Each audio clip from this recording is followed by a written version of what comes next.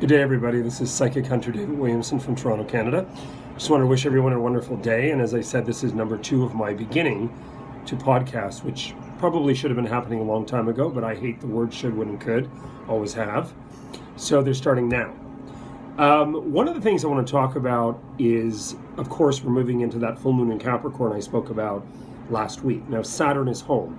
It's retrograde, but it's there. As I've made clear to a lot of people, I don't do the intense work that a lot of my associates in this industry do. Terry Nason and, Angela Knight in England and Dan in Buffalo. They're phenomenal. They're mathematical. That's not my story, but I am very psychic. Have been since I was very young. And I have done the readings here in Toronto and in Los Angeles since actually 1990. So it's pushing. Getting my start at the Cozy Tea Room and still going strong. So what I did is I did a little breakdown for each and every sign, which I'm going to do weekly or bi-weekly, above and beyond my ability. I may go further. I want a friend of mine's son that's in Thailand at the moment to be able to completely redo my website, making it accessible to listen to these over and over and over again. So first of all, I'm going to talk about Aries. So one of the things that's interesting for Aries right now, from a general standpoint, remember this is a general aspect. This is not the personal reading with me here or on the phone. It is general. There's a recall about the mother. What does mom mean? What does your mother mean? What's the story about mom? Now, everybody is different. There's no way that we can say 15 things. My sister's Aries. The only thing we shared in common was we were both adopted out. I mean, we don't share mothers. We don't share a lot. The thing that's happening right at this exact second, though, is a new start. Now, is that because you have Uranus having been there for 7 years, and now it's in Taurus, your first house, which is monetary? Could be. I think on some level, in the next little while, things will start to come together. I think you're going to start to feel, wow, things are coming together. Now remember, you also have the full moon in Capricorn, Saturn sitting there. That, for most Aries, is their home and their house of public acclaim, public interaction. Then you've also have the eclipse in Cancer sign, which is going to set off home. I've said to a lot of my Aries and my Libra clients, home, career are both going to balance off one another. Tauruses, fear, fear, fear. What and the F is this? So Uranus must be gurgling this past. I have a friend I love dearly, but she gets on my flipping nerves with was and was and was. And we can all go on about last week, last year, 40 years ago, but get over it. Move on. God bless him. I feel like Dan Savage in the live form. I love Dan. One of the things that's also really interesting for Taurus is again, working with others. I mean, you've got Uranus there for 7 years, so get used to it. It's going to shake the foundations. You also have Jupiter in Scorp for a while. I want to see you get rid of this past stuff. Like, resolve it. Talk it through. If you're going to see a therapist or you're talking with somebody, even friends that you can trust, very funny about friends too, you'll work it out. Gemini. Well, Gemini just got through Saturn, an ex of mine. Saturn has been in Sag. You're dealing with a lot going on there. Don't be retaliatory. Like, get rid of that garbage. Like, get over it. So the thing really is now loyalty. Loyalty, sustaining of a vision. What are you loyal to? If somebody is not rocking your boat, change your life. I ended things in my life, and as I've looked back now, being in my 50s to my 30s and my 40s, we also gave them back their life.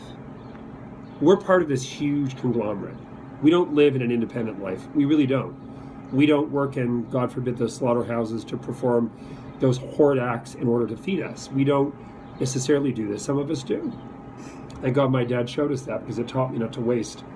The thing that I love about with Gemini, and I think this is probably because now we're in your first house in the next few days with the summer solstice, new and exciting developments. I pray with all my Gemini friends, I love Geminis, that they move forward and that they're really intense with that. Cancer sign, money, debt. Well, I could talk about that myself. Money, debt. Let's see us resolve that. Resolve it. Again, the past, get over it. It's always interesting. When I do my little work on each sign, I find that the sign preceding each sign is sort of still dealing with what the next one's sort of right in the middle of and or relinquishing. And that makes sense. It's like a clock, hands on a clock going around. And again, the other thing with Cancer Sun, focus. Try not to go on about what you couldn't do. Just do it. Just get over that. Leo, watch your temper. My ascendant's Leo. Watch your temper. We can all get mad and think we're the cat's meow. Most Leos are. They're very sexy. They've got all kinds of dynamic. I like them. We don't always meet eye to eye, but I like them. Karma and completion. So something's completing itself on a karmic level. It can be many things. Who knows? I mean, Saturn was in Sag. It's back home in Capricorn.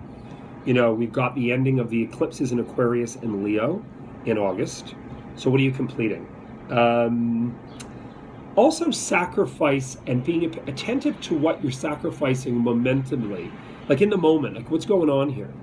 What are you saying, yeah, I'll go out for drinks, and you're sitting there and your mind's elsewhere, you're on your cell phone? I said that to one of my close friends who's Leo the other day. Like, why are you here? Why are we having a drink? Can't you look on your phone tonight or tomorrow? But you're not here, you're not in the now. It's like, let's take a photo to look back on it because we're not really here. I don't mean to be mean with that, but I'm a little bit more attentive than a lot of my friends at the moment, and they're doing that. I'm saying, hey, be here. Virgo, over contemplation, karma, recognizing internally. This is a good time for you, man. You've got Uranus and Taurus, you've got Saturn in Cap. I hear these Virgos, and all they do is go on with me, and the readings about, yeah, you did, and the anxiety, work out, serotonin. You know what I mean? If you need to do something, see your doctor. You know, work on that. The big thing I love, though, is there's a new aim. There's a fire ace, like ahead. That's a new aim. So I think the new aim, the goal, the fire element is something you're going to be pretty excited about. Now, Libra. Love Libras. Most of them are the most beautiful bodies naked I've ever seen. Rid yourself of fear. Get rid of this garbage. I meet Libra friends. I have a Libra friend. You know, the closet doors, please explode off. Like, do something. Please. Coming together, things coming together, which is really interesting. That makes a lot of sense in opposition to what I said about Aries. With Saturn and Capricorn, as it goes direct in September, you'll really feel that. That's your house of home. Most Libras, I think, that's just me as the psychic, not the, like I said, the mathematician with astrology. The psychic is that you will make a decision about home, the best suit